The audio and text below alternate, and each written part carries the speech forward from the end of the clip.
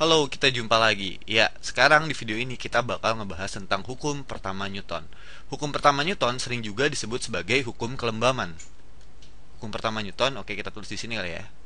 Hukum pertama Newton sering juga disebut sebagai hukum kelembaman.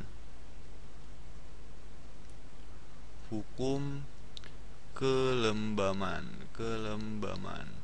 Oke, sebelum hukum, maksudnya sebelum Newton mengeluarkan hukum pertama Newton, sebenarnya hukum kelembaman ini udah lebih dulu ditulis oleh orang yang ada di sini.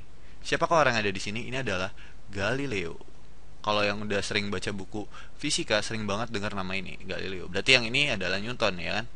Nah, sebelum era Galileo, umumnya orang berpikir bahwa gaya gaya di sini bisa kita definisikan sebagai dorongan atau tarikan. Jadi kalau kalian mengalami dorongan atau tarikan, bisa disebut juga kalian mengalami gaya gitu ya.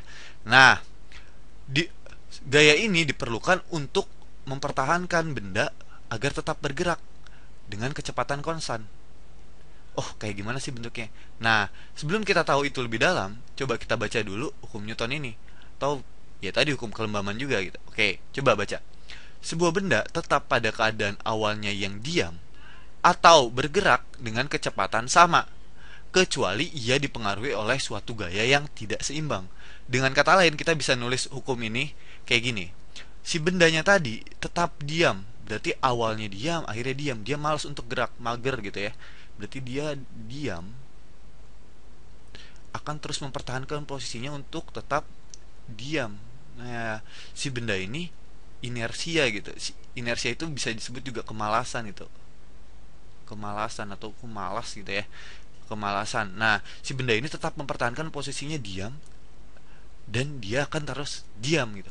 Contohnya gini, misalnya kita di sini punya batu gitu ya. Sini batu, ini rumput dan ini batu gitu. Kalau kita nggak apa-apain bendanya tadi, bendanya ini si batu, oke, si batunya ini kita nggak kasih gaya apa-apa, kita nggak kasih dorongan atau tarikan apa-apa, batu itu niscaya bakal tetap diam, ya nggak? Nah, dan juga kalau misalnya batu itu kita kasih gaya sebesar F ke arah kanan sini, dan kita kasih gaya F ke arah kiri ini, yang besarnya sama, ini F, kira-kira batu itu diam apa bergerak? Ya batu juga akan tetap diam. Batu tetap diam, ya. Lihat statement Newton di sini, bahwa dia hanya bergerak jika ada suatu gaya yang tidak seimbang. Berarti kalau gayanya seimbang, batu itu tetap diam. Dan itu juga berlaku ternyata pada benda yang bergerak dengan kecepatan konstan. Dia akan terus bergerak dengan kecepatan konstan. Contohnya kayak gimana? Gini deh. Kalau misalnya di sini kita punya S. Di sini kita punya S yang gede banget, itu panjang lah lintasan S-nya. Terus kita juga taruh di atasnya itu bendanya itu si S lagi gitu, oke. Di sini juga si S. Nah, kalau kayak gini gimana? Menurut orang-orang sebelum eranya Galileo, bahwa untuk mempertahankan benda ini tetap bergerak dengan kecepatan tetap, kita perlu terus mendorongnya. Iya, pada pengalaman kita sehari-hari juga kayak gitu ya. Jadi kalau misalnya kita dorong ini, nggak lama kemudian dia bakal berhenti. Let's say kalau kita dorong dengan gaya F, dia bakal terus berhenti di sini. Nah, ada gaya yang tidak seimbang yang membuat benda ini terus berhenti, ya nggak? Berhenti. Nah, kalau kayak gitu, tapi semakin kita perhalus permukaannya, let's say ini kan es, yang tadi misalnya ini kayu, terus kita dorong, oh dia berhentinya mungkin di sini. Tapi kalau kita haluskan permukaannya, dia berhentinya jadi jauh lebih jauh. Nah, kalau misalnya kita bisa mengurangi gaya gesek ini uh, sampai permukaannya halus banget gitu dan sampai tidak ada gaya gesek ya, kemungkinan benda ini akan terus bergerak dengan kecepatan tetap. Nah, kayak gimana? Kayak gimana sih maksudnya? Gini-gini. Sebenarnya Galileo juga udah melakukan percobaan tentang yang ini nih, kecepatannya tetap kecuali dipengaruhi oleh gaya tidak seimbang. Gimana nih percobaannya dia? Oke, lihat di bawah sini udah saya buat bahwa gini. Lintasan pertama adalah lintasan yang ini. Lintasan pertama lintasan yang biru ini ya. Nah, ketika dia menggelindingkan bola ke dalam lintasan ini, dia gelinding nih, kecepatannya berubah dong. Ya. Yeah. Sini makin cepat nih, kecepatan maksimum di sini. Dia naik lagi. Nah, waktu dia naik, jaraknya itu ternyata sama, sejauh h. Waktu percobaan Galileo, jaraknya emang berkurang, tapi sedikit. Iya, iya. Menurut Galileo, argumennya Galileo adalah bahwa kenapa benda ini tidak sampai pada titik H, tapi mendekati titik H, itu karena adanya gaya gesek. Semakin diperhalus permukaannya tadi, si gaya geseknya ini juga semakin berkurang. Gaya gesek bisa disebut juga gaya eksternal yang mempengaruhi si kecepatan si benda.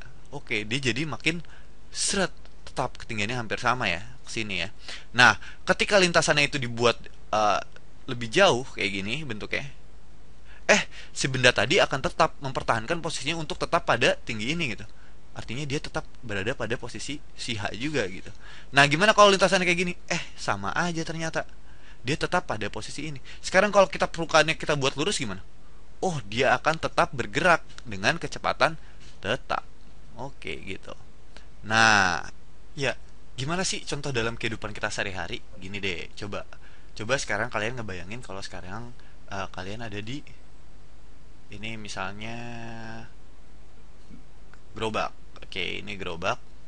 Terus di sini rodanya gitu ya. Ini rodanya. Terus kalian ada berdiri di atas gerobak ini, ceritanya gerobaknya ini licin gitu ya. Ini gerobaknya licin. Nah, sekarang gerobaknya ini licin. Ada yang dorong. Ada yang iseng dorong. Dorongnya cepat gitu. Dorong. Ya, dorong. Terus kalian akan kayak gimana jadi? Ya gerobaknya ada di sini, terus kaliannya jatuh ke bawah, ya nggak sih? Nah, di sini si misalnya ini namanya si A. Nah, si A akan tetap mempertahankan posisinya untuk tetap berada di A. Iya. Ketika dia licin, berarti gaya yang berlaku pada dia resultannya itu sama dengan nol, ya. Iya. Resultannya sama dengan nol sehingga dia tetap berada pada posisi A. Nah, gimana kalau misalnya pegangan nih sedikit. Kalian pegangan di gerobak ini dan di pegangannya. Terus tiba-tiba dia direm mendadak. Cret, pas direm mendadak, kalian kayak gimana jadi? Kepental dong keluar. Nah, kalian akan terus mempertahankan posisi kalian untuk terus bergerak. Iya nggak? Iya dong. Ini adalah apply dalam kehidupan kita sehari-hari. Ini mungkin kita bisa rasain waktu naik mobil, kenapa waktu ke kanan, waktu belok ke kanan terus kita terpental ke kiri ataupun sebaliknya, ya itu ada di kehidupan kita sehari-hari ya. Nah, secara matematis hukum Newton pertama bisa kita tulis kayak gini. Karena dia seimbang, itu adalah sigma F atau resultan gaya, di sini bacanya itu adalah resultan gaya. Resultan dari gaya-gayanya, penjumlahan dari gaya-gayanya itu sama dengan nol. Iya. Kalau dia diam gini kan, iya, dia resultan gayanya nol. Kalau misal F-nya kesini besar sama F kesini berarti dia tetap diam kan. Nah, ini resultan gayanya nol. Kalau dia bergerak dengan kecepatan konstan pun demikian.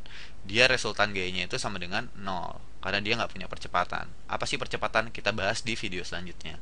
Sampai jumpa di video selanjutnya.